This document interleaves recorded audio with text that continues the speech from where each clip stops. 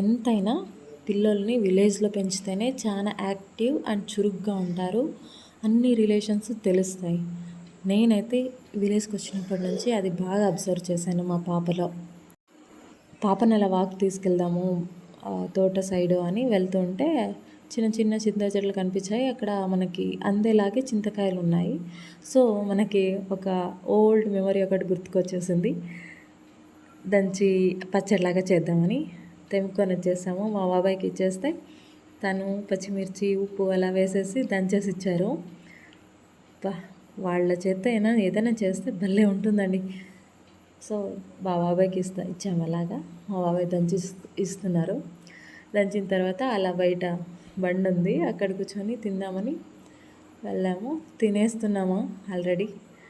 మా పాప ఎక్స్ప్రెషన్స్ పుల్లటివి పెడితే భలే ఇస్తుంది, అందుకని కొంచెం తినిపిస్తున్నాను. ఫేస్ చూడండి ఎట్లా చేసుకొని, బట్ ఆటలో ఉంది అందుకని చూపించలేదు. ఓకే అండి, ఇవాళ వీడియో ఇది. ప్లీజ్ సబ్స్క్రైబ్ అండ్ షేర్ అండి. Bye bye.